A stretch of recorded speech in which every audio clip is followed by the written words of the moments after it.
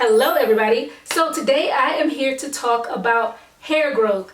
I get so many questions about my hair, what I do with it, how did I get it to grow, what are my secrets, and I did a video a couple years back basically detailing the main things that I did to grow out my hair, because for those of you that have not been following me for a long time and don't know where I started from, my hair all throughout childhood, my hair all through early adulthood, it was always extremely short. It was never full, it was never long, it never grew past my shoulders. And so at a certain point, I just thought that that's just my hair. It's not capable of growing. It just is out of the cards for me. But many years ago, I decided to take my hair care a little more seriously. That was in the very beginning of my hair care journey. That was probably when I started YouTube. But even when I made that decision to try to grow out my hair and see if it was possible, it still would not grow. No matter what I did, it wouldn't grow. And I realize now, looking back on my first attempt at growing my hair, I was doing so many things wrong. And I also see a lot of people doing those same things, and these are people that are like, why isn't my hair growing? So I just wanted to come on and share some really common hair care mistakes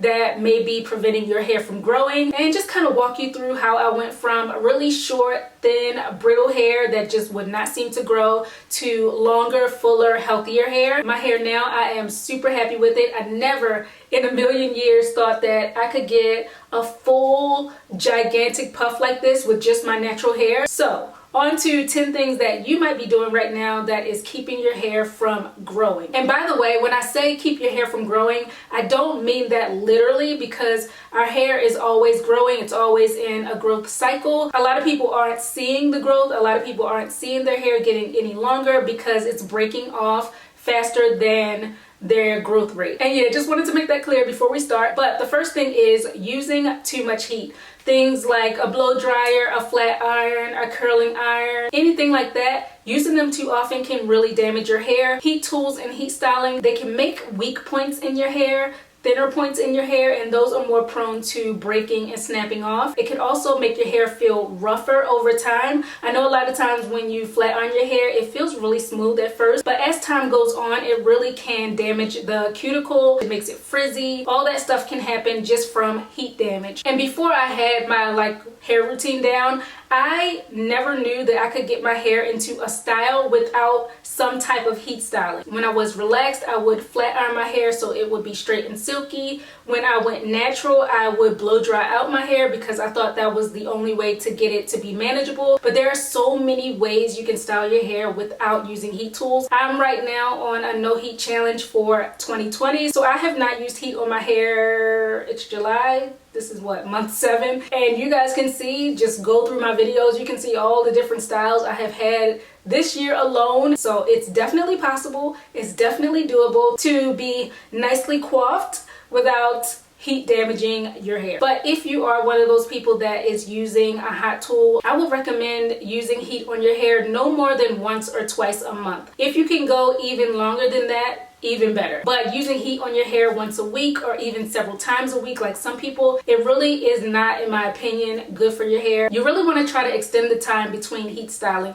or eliminate heat styling altogether. Next reason why your hair might not be growing is not deep conditioning regularly. Deep conditioning really just nourishes your hair. It makes it feel healthier, it makes it stronger, and it really does assist in keeping it in tip-top shape. I would recommend deep conditioning either once a week or once every other week. So at least twice a month. Give your hair some extra attention, give your hair some extra nourishment and TLC, and your hair will thank you for it. I right now am deep conditioning once a week. I'm actually currently trying something out, and there will be a video on exactly what that is in a little bit, but that's kind of depending on how often I wash my hair too. Sometimes, like right now, I've been washing my hair every week, but other times I will go 2 weeks between washes, just depending on the style that I have in. But yeah, deep conditioning has definitely contributed to my hair just overall feeling so much healthier. I've noticed a lot less breakage and less shedding when I am handling my hair, so that has been wonderful. Next hair mistake you might be making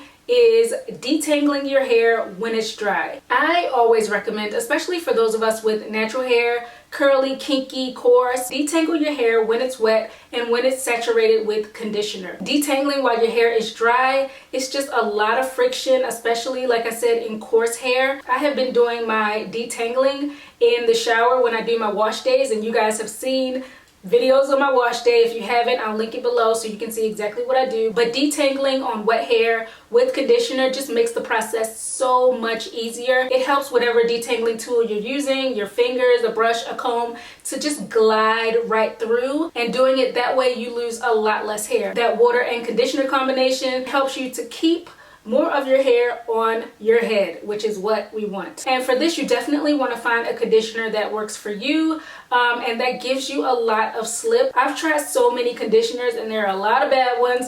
There are some good ones. My holy grail, the one that I always come back to, is Aussie Moist Conditioner. I've been using that for a very long time and it definitely helps to melt my tangles. So if you're looking for a good conditioner and you haven't tried that one, give it a try. I'm not saying it's going to work for everybody, but it works for me and I love it. Next hair mistake is styling your hair too often. I admit I like changing up my style. Almost every time you see me, my hair is different, but I have really reeled it in and I now only style my hair once a week. I used to style my hair several times a week. And again, I used to put heat on my hair several times a week and do different things to it. So now on my wash days, I know exactly what style I'm going to wear for the upcoming week, and I will do my hair once and that's it. The only thing I'll have to do throughout the week is maintain it. If it starts to look a little frizzy, maybe add a little moisturizer or gel. But for the overall style, I'm really not changing it. Pretty much anytime you handle your hair, anytime you take it down, put it up, do this, do that, you are going to get some shedding, you are going to get some breakage, and we want to minimize that as much as possible. So doing a style that you can set it and forget it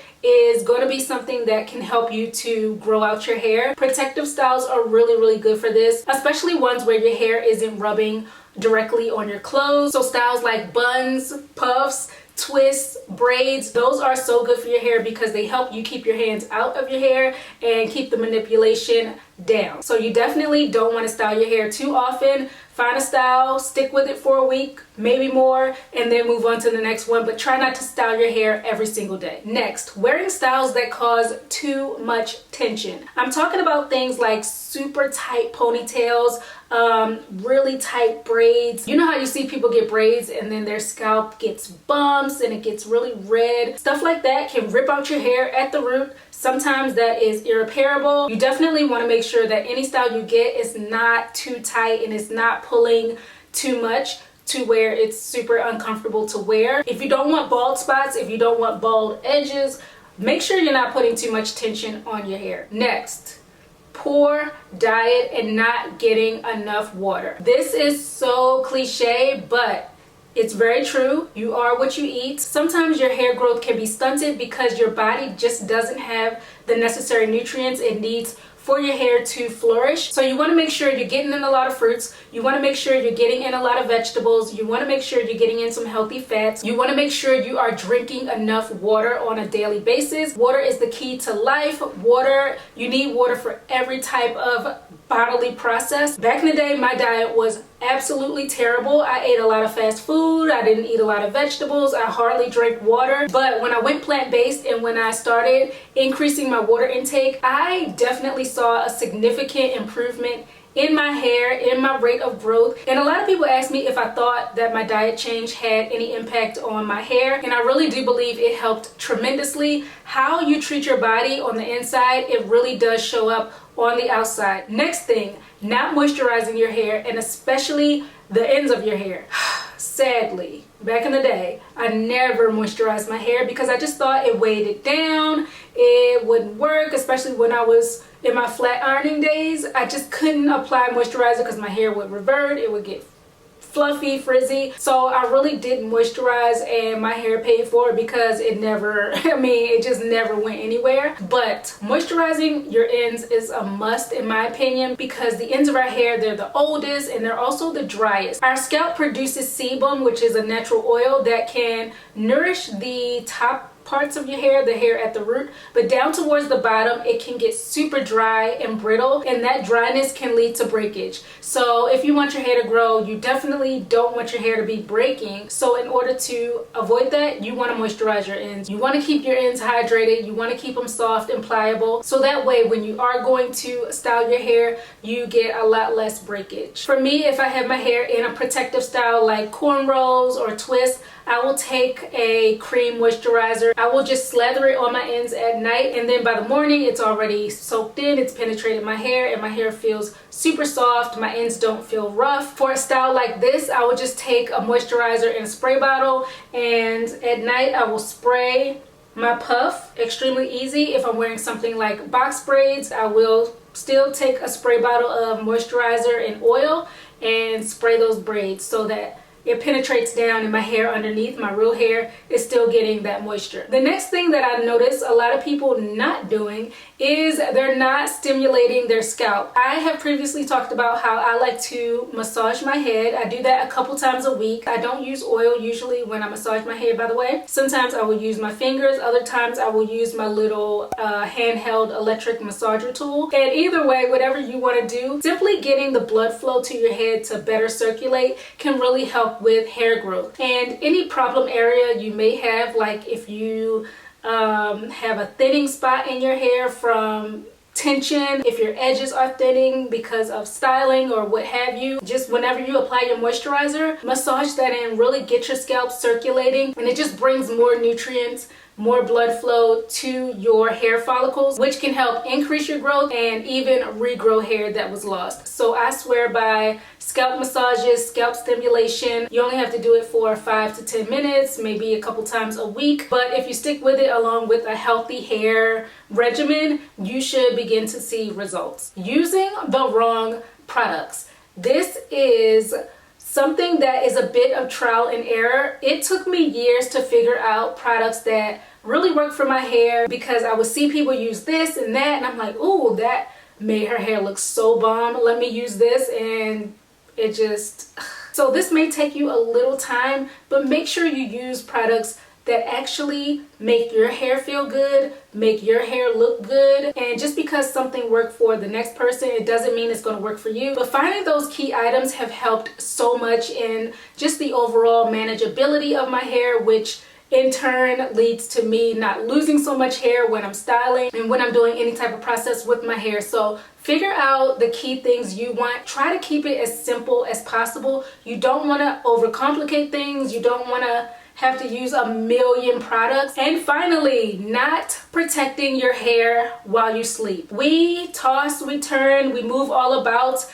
And when we are laying down, if our head is on cotton or whatever your bedding is, if it's not silk or satin, that can just be a lot of friction at night, and that can cause breakage, that can cause dryness, because it really just sucks the moisture out of your hair. So when you're going to sleep, you want to make sure to protect your hair in some way. You can use a scarf to tie your hair down. You can use a sleep cap. You can even use satin or silk pillowcases. That's really good for people that really don't like things on their head. And those things will help reduce the friction between your hair and any other materials that are bad for your hair. So, you know, we keep all of our hair intact, especially your edges. Around your edges are extremely vulnerable. So we want to protect our precious crowns. And yeah, guys, that's it. Those were the 10 main things I see a lot of people doing that maybe you shouldn't. If you want to grow out your hair, you want to get some length going. If you have any other tips for hair growth, maybe some things you've done that have worked for you, leave them below. Also, I would love to hear from people that were like me